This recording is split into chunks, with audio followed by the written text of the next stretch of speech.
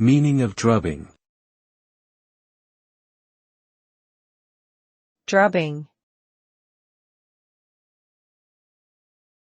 Drubbing. Drubbing.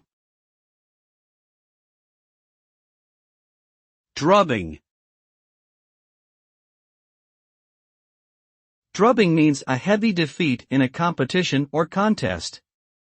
The term is typically used to describe a situation where one team or participant is significantly outperformed by their opponent.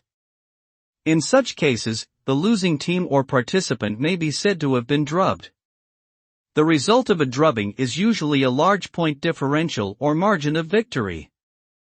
It can be demoralizing for the team or individual that has been defeated, and may impact their future performances as well.